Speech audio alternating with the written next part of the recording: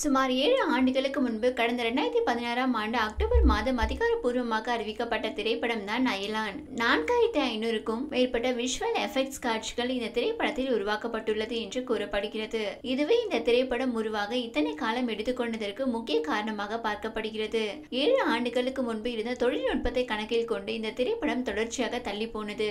இறுதியாக கடந்த 2022ஆம் ஆண்டு இந்த திரைப்படம் மீண்டும் உருவாக துவங்க இசைப்புயல் ஏ.ஆர். ரகுமான் அவர்கள் இந்த திரைப்படத்திற்கு இசையமைப்பாளர் என்றும் பிரபல ஒளிப்பதிவாளர் நீரவ் ஷா இந்த திரைப்படத்திற்கான ஒளிப்பதிவு பணிகளை கவனிப்பார் என்றும் அறிவிக்கப்பட்டது.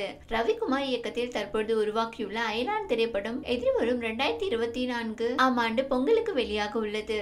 இந்த சூழலில் உலக நாயகன் கமல்ஹாசன் அவர்களுடைய தயாரிப்பில் தனது 21வது பட பணிகளை முடித்துள்ள சிவகார்த்திகேயன் தனது அயலான் பட ப்ரமோஷன் பணிகளை தற்பொழுது துவங்கியுள்ளார். இந்த ப்ரமோஷன் பணியில் இருந்த பொழுது ஒரு தனியார் நிறுவனத்திற்கு பேட்டியளித்த சிவகார்த்திகேயனிடம் தலைவர் 171 திரைப்படம் குறித்து கேள்விகள் கேட்கப்பட்டது.